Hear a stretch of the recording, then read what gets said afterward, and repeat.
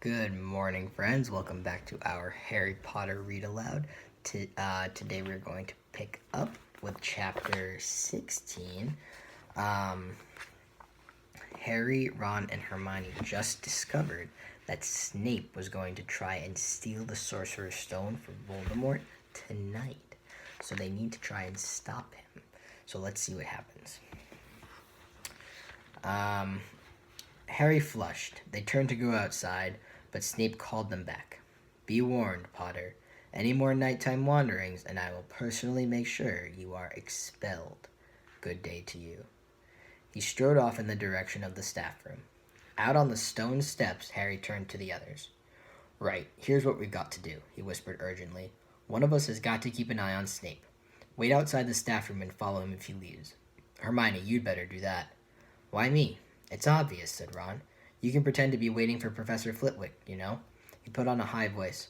Oh, Professor Flitwick, I'm so worried. I think I got question 14B wrong. Oh, shut up, said Hermione, but she agreed to go and watch out for Snape. And we'd better stay outside the third floor corridor, Harry told Ron. Come on. But that part of the plan didn't work. No sooner had they reached the door separating Fluffy from the rest of the school than Professor McGonagall turned up again, and this time she lost her temper. I suppose you think you're harder to get past. I suppose you think you're harder to get past than a pack of enchantments, she stormed. Enough of this nonsense. If I hear you've come anywhere near here again, I'll take another 50 points from Gryffindor. Yes, Weasley, my own house. Harry and Ron went back to the common room. Harry had just said, at least Hermione's on Snape tail, when the portrait of the fat lady swung open and Hermione came in. I'm sorry, Harry, she wailed. Snape came out and asked me what I was doing, so I said I was waiting for Flitwick, and Snape went to get him, and I've only just got away. I don't know where Snape went. Well, that's it then, isn't it? Harry said. The other two stared at him. He was pale and his eyes were glittering. I'm going out of here tonight, and I'm going to try and get the stone first. You're mad, said Ron. You can't, said Hermione. After what McGonagall and Snape have said, you'll be expelled. So what? Harry shouted. Don't you understand? If Snape gets hold of the stone, Voldemort's coming back. Haven't you heard what it was like when he was trying to take over? There won't be any Hogwarts to be expelled from. He'll flatten it, or turn it into a school for the dark arts. Losing points doesn't matter anymore, can't you see? Do you think he'll leave you and your families alone if Gryffindor wins the House Cup? If I get caught before I can get the stone, well, I'll have to go back to the Dursleys and wait for Voldemort to find me there. It's only dying a bit later than I would have, because I'm never going over to the dark side. I'm going through the trapdoor tonight, and nothing you two can say is going to stop me. Voldemort killed my parents, remember? He glared at them. You're right, Harry, said Hermione in a small voice. I'll use the invisibility cloak, said Harry. It's just lucky I got it back. Will it cover all three of us, said Ron. All three of us?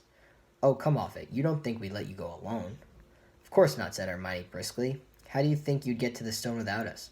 I'd better go and look through my books. There might be something useful. But if we get caught, you two will be expelled too. Not if I can help it, said Hermione grimly. Flitwick told me in secret that I got 112% on his exam. They're not throwing me out after that.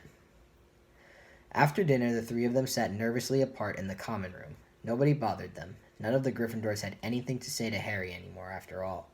This was the first night he hadn't been upset by it. Hermione was skimming through all her notes, hoping to come across one of the enchantments they were about to try to break. Harry and Ron didn't talk much. Both of them were thinking about what they were about to do. Slowly, the room emptied as people drifted off to bed. Better get the cloak, Ron muttered as Lee Jordan finally left, stretching and yawning. Harry ran upstairs to their dark dormitory. He pulled out the cloak, and then his eyes fell on the flute Hagrid had given him for Christmas. He pocketed to use on Fluffy. He didn't feel much like singing. He ran back down to the common room. We'd better put the cloak on here and make sure it covers all three of us. If Filch spots one of our feet wandering along on its own. What are you doing? Said a voice from the corner of the room. Neville appeared from behind an armchair, clutching Trevor the Toad, who looked as though he'd been making another bid for freedom. Nothing, Neville, nothing, said Harry, hurriedly putting the cloak behind his back. Neville stared at their guilty faces. You're going out again, he said. No, said Hermione. No, we're not. Why don't you go to bed, Neville? Harry looked at the grandfather clock by the door. They couldn't afford to waste any more time. Snape might even now be playing Fluffy to sleep. You can't go out, said Neville. You'll be caught again. Gryffindor will be in even more trouble. You don't understand, said Harry. This is important. But Neville was clearly steeling himself to do something desperate. I won't let you do it, he said, hurrying to stand in front of the portrait hole. I'll fight you. Neville, Ron exploded, get away from that hole and don't be an idiot. Don't call me an idiot, said Neville. I don't think you should be breaking any more rules. And you were the one who told me to stand up to people. Yes, but not to us, said Ron in exasperation. Neville, you don't know what you're doing. He took a step forward and Neville dropped Trevor the Toad, who leapt out of sight. Go on, then. Try and hit me, said Neville, raising his fists. I'm ready. Harry turned to Hermione. Do something, he said desperately. Hermione stepped forward. Neville, she said, I'm really, really sorry about this. She raised her wand. Petrificus totalis, she cried, pointing it at Neville. Neville's arms snapped to his sides. His legs sprang together. His whole body went rigid. He swayed where he stood and then fell flat on his face, stiff as a board. Hermione ran to turn him over. Neville's jaws were jammed together so he couldn't speak. Only his eyes were moving, looking at them in horror. What have you done to him? Harry whispered. It's the full body bind, said Hermione miserably. Oh, Neville, I'm so sorry. We had to, Neville. No time to explain, said Harry. You'll understand later, Neville, said Ron as they stepped over him and pulled on the invisibility cloak. But leaving Neville lying motionless on the floor didn't feel like a very good omen.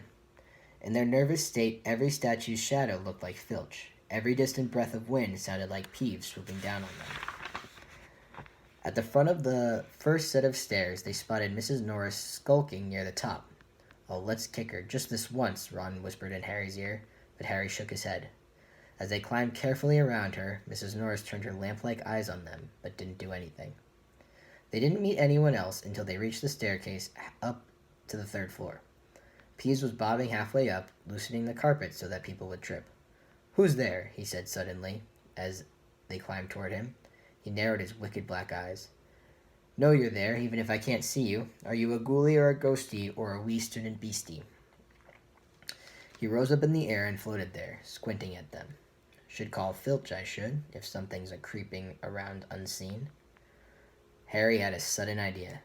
Peeves, he said in a hoarse voice. The bloody Baron has his own reasons for being invisible. Peeves almost fell out of the air in shock. He caught himself in time and hovered about a foot off the stairs. So sorry, your bloodiness, Mr. Baron, sir, he said greasily. My mistake, my mistake. I didn't see you. Of course I didn't. You're invisible.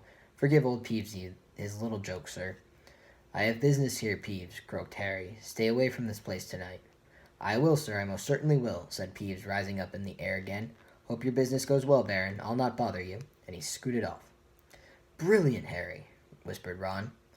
A few seconds later they were there, outside the third-floor corridor, and the door was already ajar. Well, there you are, Harry said quietly. Snape's already got past Fluffy. Seeing the open door somehow seemed to impress upon all three of them what was facing them. Underneath the cloak, Harry turned to the other two. If you want to go back, I won't blame you, he said. You can take the cloak. I won't need it now. Don't be stupid, said Ron. We're coming, said Hermione.